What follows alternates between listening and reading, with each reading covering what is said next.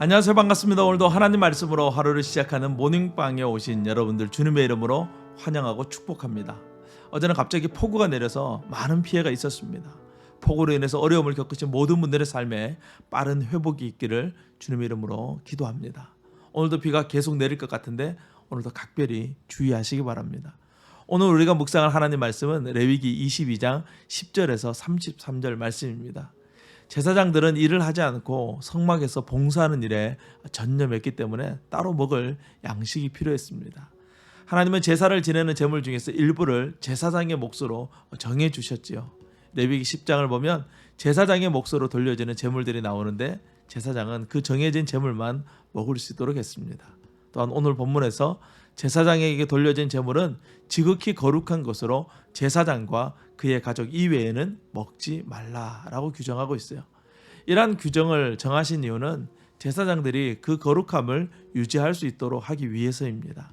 만약 제사장에게 돌려지는 음식을 다른 사람에게 줄 수 있게 된다면 사람들은 이 음식을 특별하게 여길 것이고 제사장은 결국 이 음식을 판매하고 싶은 유혹을 받게 될 거예요.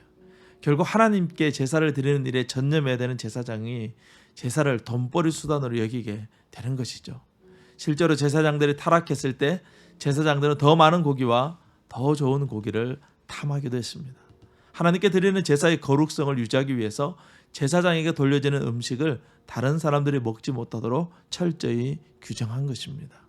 15절에서 16절 말씀을 보면 이스라엘 자손이 여호와께 드리는 성물을 그들은 속되게 하지 말지니 그들이 성물을 먹으면 그 죄로 인하여 형벌을 받게 할 것이니라. 나는 그 음식을 거룩하게 하는 여호와이니라. 거룩하신 하나님께서 거룩하게 하신 음식을 함부로 먹지 못하도록 규정하신 것이죠. 17절 이하에서는 제물에 대한 말씀이 나옵니다.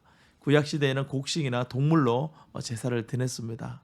사람들은 제사의 종류에 따라서 또 각자의 형편을 따라서 제물을 드릴 수 있었어요. 특별히 소, 양, 염소를 드리는 것에 대해서 말씀하십니다.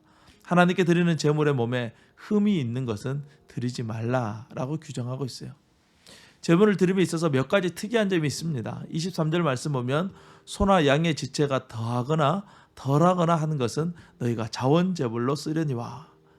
몸의 지체가 더하거나 덜하다는 것은 비정상적으로 작거나 또 큰 제물의 경우를 말하는 거예요. 이런 경우는 자원제물로는 드릴 수 있도록 한 것입니다.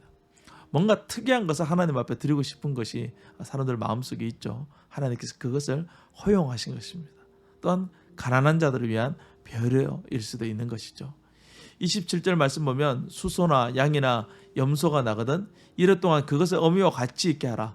8째 날 이후로는 여호와께 화제로 예물을 드리면 기쁘게 받으심이 되리라. 새끼가 태어난 지 8일 동안은 어미와 함께 있도록 하고 갓 태어난 새끼의 어미의 젖을 먹도록 배려하고 있는 것이죠. 28절에 암소나 암양을 막론하고 어미와 새끼를 같은 날에 잡지 말지니라. 제물을 드림에 있어서 이런 세밀한 사항까지 정해 주셨어요. 하나님의 이러한 규례를 지킴으로써 하나님의 백성이라는 것을 우리가 잊지 않도록 하시는 것입니다. 모든 것들이 하나님의 이름을 더럽히지 않기 위함이다 라는 말씀을 우리가 마음을 다해서 이러한 제사를 드려야 된다는 것을 의미하기도 하는 것이죠. 우리는 무슨 일을 하든지 하나님께 영광을 돌리기 위해서 해야 합니다. 오늘날 우리의 삶이 하나님께 영광을 돌리는 삶, 하나님의 이름을 높이는 삶이 될 수 있기를 주님의 이름으로 축원합니다. 오늘도 승리하세요. 샬롬.